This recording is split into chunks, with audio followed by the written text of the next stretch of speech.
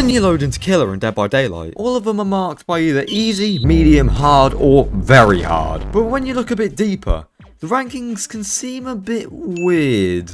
Like, what is that? Hillbilly ain't medium. So let's rank them properly then. Going from the easiest, most simple killers to pick up, to the most difficult, which have a massive skill ceiling, which even veteran players find hard to master. Legion. Easiest, let's be honest. His kit comes with a full instruction manual. Pop your power, follow the red circles, hit someone, repeat. That's it. Then once you've injured everyone, he's just a basic M1 killer, where you have to mind game and loop the same as everyone else. Well, not everyone. He's simple to pick up and pretty straightforward to master. Plus, he's non-licensed, so none of your hard-earned bread is being fed to Behavior's cash cow. A perfect starter character. Wraith. Bing Bong is such a great killer. His power is really simple to understand and get to grips with. Plus, with the invisibility, it makes you really fast, so you can always find survivors really quickly, which allows you to keep up momentum and pressure as you can get close to them before they even know because of the undetectable, which possibly gives you a free hit. I'd say the only thing that makes him above Legion is the speed. Doctor. The textbook of easy killers. Doctor is basically everything base kit to secure a dub. He can use his static blast at the start of the game to effortlessly find survivors. Get in chase and he has the anti-loop with his static shock to swiftly shut down loops. But wait, he has even more quality of life additions. The free slowdown on survivors failing Doctor skill checks, as well as the projections constantly showing you where survivors are. Doctor is arguably the best killer to start with. Myers. Even though he may seem difficult because of all his game-breaking add-ons, Myers is pretty straightforward. He's an M1 killer at heart who just needs a power-up at the start of the game. Merely hide in a corner around a wall, stalk some survivors, get up to the edge of tier 3, then pop it on them. Happy days, mate. And if they try and avoid your stalk, just leave and go for someone else. Light work gamers. Clown. Although the big man isn't very good, he's pretty easy to get a grip of. Clown's whole power is just the bottles, so the only thing you have to learn is to throw them right. After that's mastered, he's a walk in the park. Slow everyone down with the purple gas and boost yourself with the piss bottles. That's the game plan. Although he's easy, do still expect to get steamrolled though. It will happen. Pig. She's got the crouch mind games, round short loops, which can be hard to master. But other than that, she's really got nothing else going on. The traps activate and work by themselves as free slowdown, and you don't need to worry about crouching around the map because it's so slow, there's no point bothering. She is more difficult than Clown though, because you always have to focus on the active trap timers, and possibly interrupting survivors on boxes to secure an easy head pop. Alien. He's busted, come on. His power just takes no skill. It's simple to traverse the map and stop high progress gens because of the tunnels, and in chase his tail whip is just Nemesis's tentacle with basically no cooldown and stupid range. Plus, the only thing that can counter him is the flamethrowers, and you can simply destroy them in 2 seconds by hitting them around a corner. He's just too good to be considered hard. Freddy. He's just Clown, but with a few extra quirks and additions. The snares can be used like the purple bottles and get placed round loops and obstacles to slow people down, and if I'm not mistaken, they can be placed through walls. And you can use mind games to take full advantage of them. Plus, the teleporting can just give quick map movement, or can be faked to scare survivors off gens, which may present a little challenge, but still pretty simple overall. And last, the fake pallets are just all luck based to see whether the survivors actually go to them or not, so they aren't very difficult at all. Doll Merchant. She falls into the same category as Alien really. Her drones are so good at zoning that you simply have to place one in a loop and it will either force the survivor away and into the open so you can get a free hit, or keep them at the same loop where they'll get injured and slowed down by the drones over time. The drones are really quick to set up, and if used at the right time, the undetectable from them can give you the jump on survivors, albeit the drones can be a bit difficult to understand, but the main premise is it's really easy to get free hits and downs. Trapper. This may surprise you that he's not at the bottom because his power is so easy to understand, but looking further, Trapper takes so much meticulous planning and setting up so the traps actually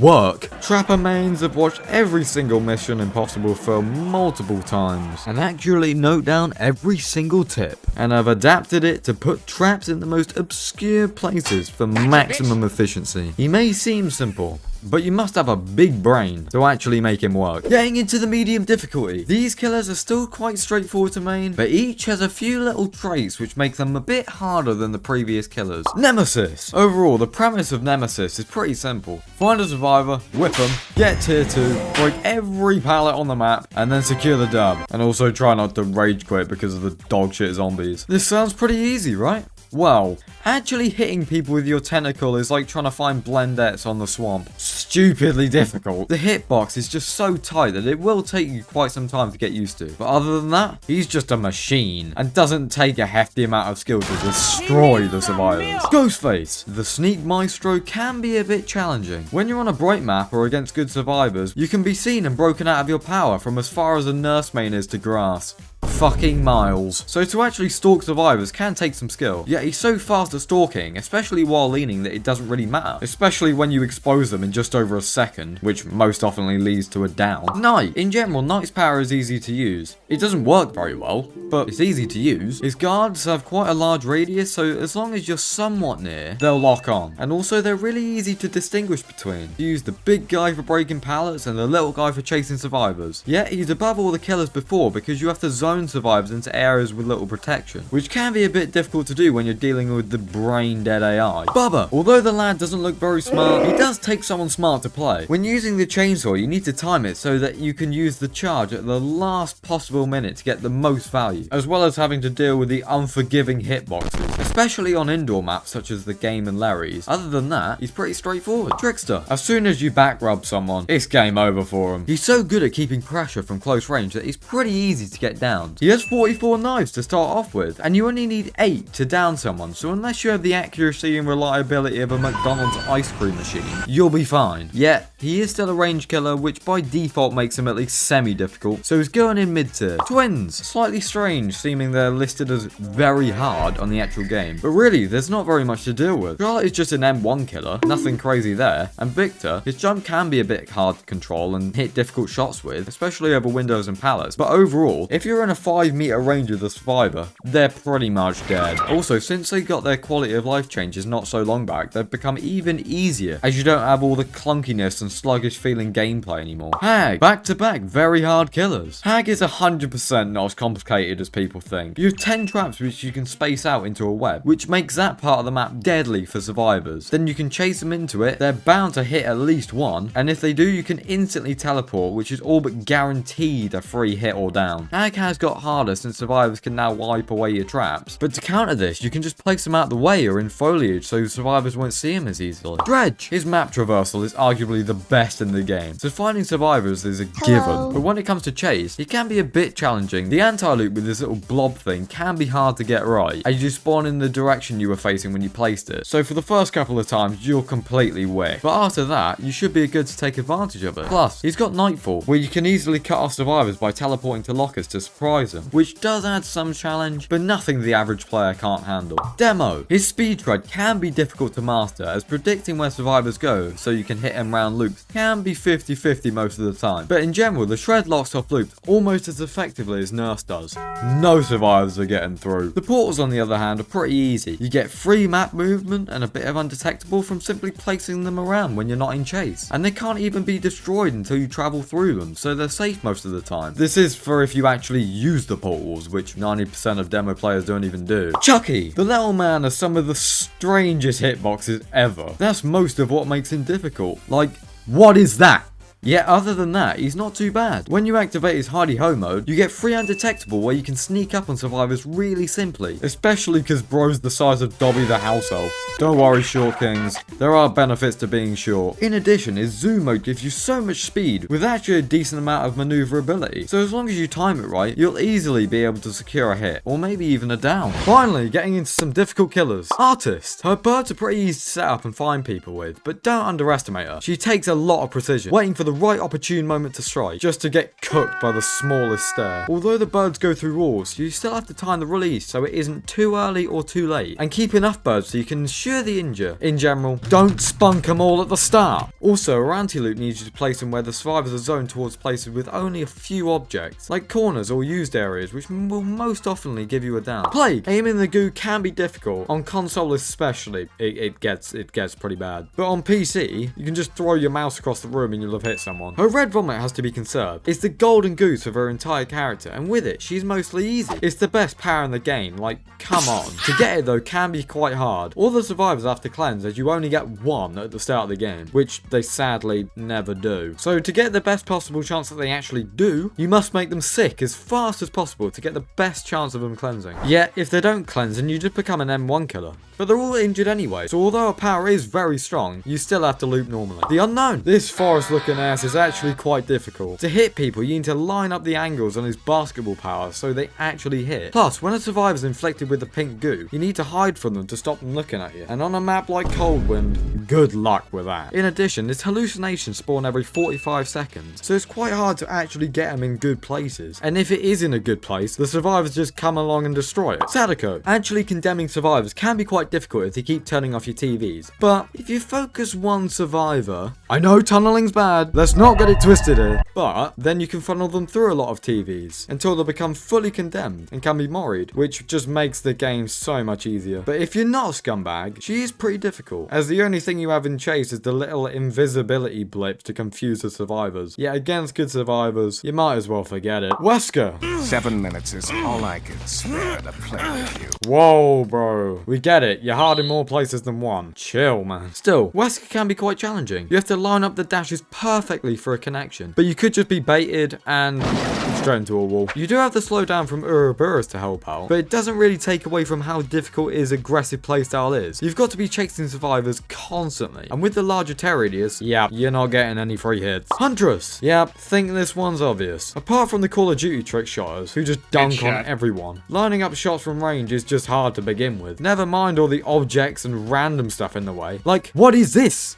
Why is this here? It's like you need a crosshair taped onto the middle of your screen to know where the hatches are even going to go. Plus, she's only 4.4 as well, so when you run out of hatches and you have to reload, it's a long day, mate. Oni, this Chungus is really good when he's got his ability, but actually getting it, whole different story. He's basically an M1 killer until you hit someone. And except if you're playing against a bunch of 5-year-olds, the survivors will pre-drop literally everything and make your life a living hell. When you've got your power though, he's a force to be reckoned with. The hitboxes are quite generous with him, and you can always ensure an easy demon strike. Pyramid Head.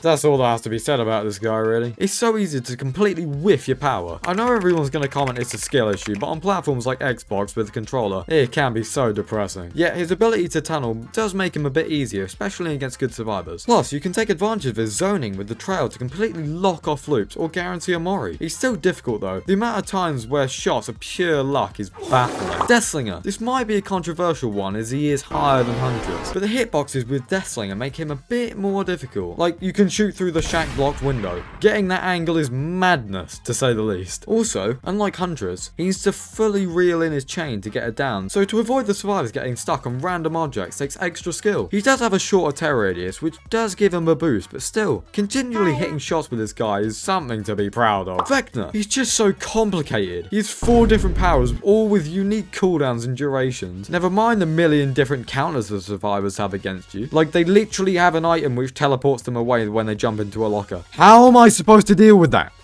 Other than that, his individual powers are pretty simple to understand and use. It's just when you put them together, everything can get a bit skew-if. I know I'm coming with boomer energy here, but he's got so many different things to focus on. Spirit, the last killer in the hard category. Finding people in your face is just the first of her problems. You need to do looping mind games without even seeing the survivor. She's got to be up there just for that. Some survivors make less noise than others, which can be quite confusing. When playing against people with no mither or iron will, it's basically a guessing game. Still, you can make up ground quickly and pressure most of the map quite fast, so she's not that difficult in that respect. Now, onto the hardest killers in the game. The killers that take the most time to get the grips with, and are often the most frustrating to learn. Pinhead. His entire game is just a balance. A balance between chasing survivors, getting hooks, finding the box and starting chain hunts. As chain hunts are one of the best slowdown opportunities in the entire game, but taking advantage of them is quite difficult. Once a survivor has picked up the box, you can chain them from far away to stop them solving it. but this ain't easy as the chain to control, it's just not it. And once the chain hunt has started, you have to go X Games mode and get as many hooks as possible while the survivors aren't on gens. Singularity, he's just so complicated. The amount of setup and map knowledge he requires is mental. It's like you're playing DBD chess. You have to plan where you put all his meatballs and then meticulously meatball everyone, chase them down, and only teleport when you aren't going to be blocked by constant pallets. He takes so much effort to chase alone. Never mind keeping pressure on little Jimmy on the other side of the map, just honking on a gen. Hillbilly, he's been difficult for years, and even though the overdrive has made him exponentially better, he's still difficult to control and move around, especially for newer players. Curving round rocks takes a lot of precision, and as lots of maps don't have regular shaped objects, getting chainsaw hits can be even more difficult. It's clear he takes a lot of map knowledge, time, and dedication to master. Respect to all you hillbilly mains out there, he's difficult. Nurse, this one's obvious, isn't it? Her mechanic is unlike all of the other killers, so you've basically got to learn her from the ground up. Her blinking takes time to get to grips with, you have to judge the distance, the angle, the new surrounding, basically everything really. Plus, accidentally teleporting too far or short is so easy to do, and it's frustrating every single time it happens. It isn't only chasing though, you've got to fully rely on outrunning the gens because you can't stop them, as their walking mobility is basically non-existent. The last and most difficult killer in DBD is the Blight. The ping pong master doesn't get this title easily. You need the most map knowledge in the game to predict where to bounce to get hits through all different jungle gyms and peculiar loops, as well as having to deal with the most dodgy bounce hitboxes. For example, Ormond, where literally none of the snow piles have collision. Perfecting the rushes takes arguably the most hours in DBD, and is also arguably the most challenging power to master. Even now his add-ons have been nerfed, so you can't cheat out and use them. He might not be the best, but he's taken the #1 spot as the most difficult in DBD. Please comment down below who you think is the most difficult killer. Thanks for watching, gamers.